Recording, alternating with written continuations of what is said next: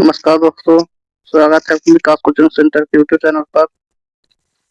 Class 10th का social science जिससे कुछ महत्वपूर्ण क्वेश्चंस लेकर आए हैं। आज का पहला सवाल इतिहास का है।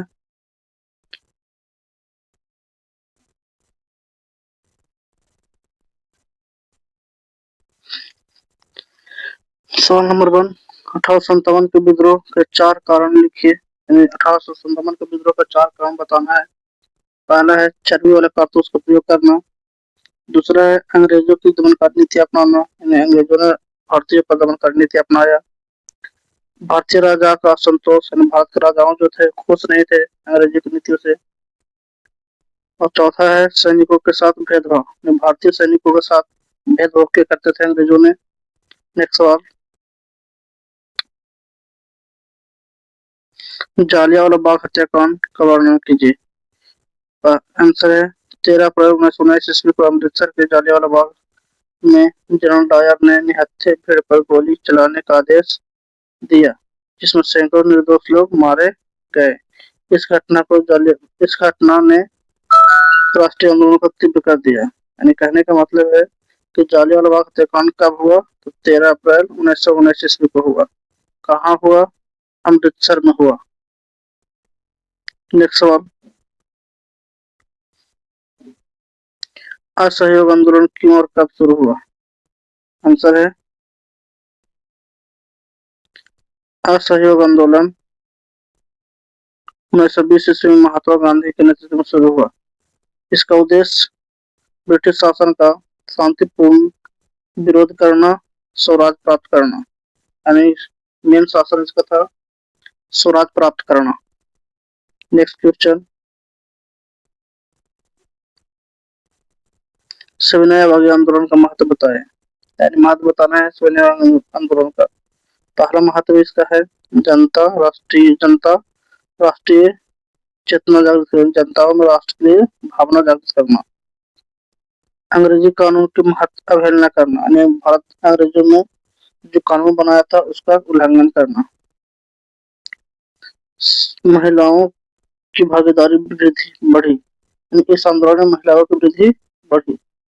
स्वतंत्रता आंदोलन को नई दिशा मिली, स्वतंत्रता आंदोलन को नई दिशा मिली इस आंदोलन के द्वारा। नेक्स्ट क्वेश्चन, भारत छोड़ो आंदोलन का और संक्षिप्त वर्णन कीजिए। भारत छोड़ो आंदोलन 1942 ईस्वी में हुआ, जिसका नेतृत्व महात्मा गांधी ने किया। इसका मेन उद्देश्य था भारत अंग्रेजों को भारत छोड़ने के लिए बाध्य करना था। यह आंदोलन करो या मरो के नारे के लिए प्रसिद्ध था। यानी करो या मरो का किसने दिया, तो महात्मा गांधी ने दिया। नेक्स्ट सवाल, महात्मा गांधी को राष्ट्रपिता क्यों कहा जाता है? आंसर है महात्मा गांधी ने अहिंसा और सत्य के माध्यम से राष्ट्रीय आंदोलन का नेतृत्व किया और जनता को एकजुट किया, इसलिए उन्हें राष्ट्रपिता कहा जाता है। नेक्स्ट सब्जेक्ट, नागरिक शास्त्र, जिसे हम पॉलिटी बोलते हैं। इसका पहला सवाल है लोकतंत्र के 4 विशेषता लिखिए। लोकतंत्र का 4 विशेषता बताना है। लोकतंत्र मतलब लोगों का शासन, यानी जनता द्वारा शासन, समानता और स्वतंत्रता का अधिकार, नियमित चुनाव, कानून का शासन। नेक्स्ट, संघीय शासन प्रणाली क्या है? संघीय शासन प्रणाली वह व्यवस्था है जिसमें सत्ता केंद्र और राज्य के बीच विभाजित होती है। भारत एक संघीय देश है। नेक्स्ट, मौलिक अधिकार क्यों आवश्यक है? मौलिक अधिकार नागरिकों की स्वतंत्रता, समानता और समानता की रक्षा करते हैं तथा लोकतंत्र को मजबूत बनाते हैं। नेक्स्ट क्वेश्चन, सत्ता का विकेंद्रीकरण क्या है? सत्ता का विकेंद्रीकरण क्या है? आंसर है जब सत्ता को केंद्र राज्य स्थानीय स्तर पर बांटा दिया जाता है तो उस सत्ता का विकेंद्रीकरण कहते हैं। पंचायती राज व्यवस्था की 3 विशेषता लिखिए। पंचायती राज व्यवस्था का 3 विशेषता बताना है। पहला विशेषता है ग्राम स्तर का स्वशासन। इन ग्राम के लोगों को स्वशासन मिलना चाहिए। पंचायती राज में जनता की भागीदारी होनी चाहिए। लोकतंत्र की मजबूती होनी चाहिए पंचायती राज व्यवस्था के लिए। अगला है संविधान क्यों आवश्यक है। नेक्स्ट क्वेश्चन आंसर है संविधान देश की शासन प्रणाली को निर्धारित करता है और नागरिकों के अधिकार की रक्षा करता है। नेक्स्ट सब्जेक्ट है भूगोल। भूगोल से क्वेश्चन है पहला भारत की कृषि की प्रमुख समस्या लिखना है। यानी पहला समस्या है मानसून पर निर्भर है। भारत मानसून पर निर्भर होता है क्योंकि 80% मानसून पर निर्भर है। सिंचाई की कमी। परंपरागत कृषि पद्धति को अपनाते हैं। नेक्स्ट भारत में जनसंख्या वृद्धि के कारण लिखिए। आंसर है जन्म दर अधिक होना। यानी जन्म यहाँ बर्थ बहुत ज्यादा होता है। मृत्यु दर कम, डेथ कम होना। अशिक्षा की कमी यानी शिक्षा नहीं होना। स्वास्थ्य सुविधाओं में सुधार होना। नेक्स्ट उद्योगों के विकास में परिवहन की भूमिका बताइए। यानी फैक्ट्री के डेवलपमेंट में परिवहन की क्या भूमिका है। परिवहन उद्योग के लिए कच्चा माल लाने और तैयार माल को बाजार तक पहुंचाने में सहायक होता है। नेक्स्ट भारत में मानसून का महत्व बताइए। आंसर मानसून भारत की कृषि जल आपूर्ति और अर्थव्यवस्था के लिए अत्यंत महत्वपूर्ण है। अधिकांश वर्षा मानसून से होती है। यानी भारत में अधिकांश वर्षा मानसून से होती है। आंसर नेक्स्ट क्वेश्चन हरित क्रांति सब क्या समझते हैं।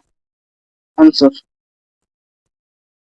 हरित क्रांति कृषि उत्पादन बढ़ाने के लिए आधुनिक तकनीक, उन्नत बीज और उर्वरकों के प्रयोग को कहते हैं।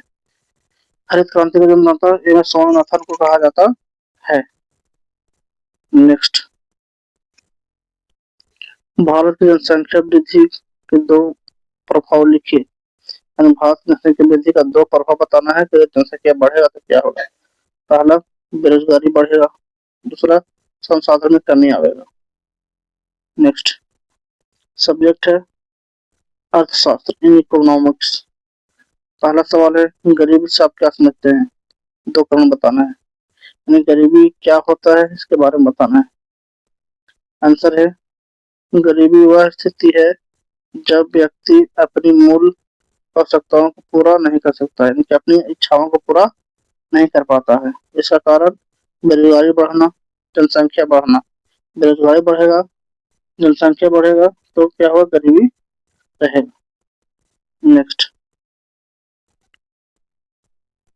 भूमंडलीकरण क्या है। भूमंडलीकरण वह प्रक्रिया है जिसमें देश की अर्थव्यवस्था विश्व की अर्थव्यवस्था से जोड़ता है। यानी देश की अर्थव्यवस्था को विश्व की अर्थव्यवस्था से जोड़ने की प्रक्रिया को भूमंडलीकरण कहते हैं। नेक्स्ट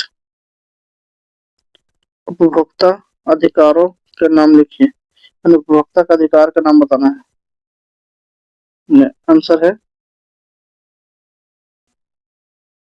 सुरक्षा का अधिकार, जानकारी का अधिकार, चुनाव का अधिकार और शिकायत का अधिकार। नेक्स्ट बेरोजगारी क्या है। जब कार्य करने योग्य व्यक्ति को काम नहीं मिलता है तो उसे बेरोजगारी कहते हैं। नेक्स्ट राष्ट्रीय आय क्या है। एक वर्ष में देश में उत्पादित सभी वस्तुओं और सेवाओं का कुल मौद्रिक मूल्य राष्ट्रीय आय कहलाता है। एक वर्ष में जो देश वस्तु को उत्पादन करता है उसको जो मूल्य कमाता है उसे ही राष्ट्रीय आय कहते हैं। नेक्स्ट सवाल, सार्वजनिक क्षेत्र से आप क्या समझते हैं? आंसर है, जो उद्योग और सेवा सरकार के नियंत्रण में होता है उन्हें सार्वजनिक सेवा कहते हैं, यानी सरकार के कंट्रोल में होता है। Thank you so much. आज का सेशन यहीं तक। नेक्स्ट अगले दिन।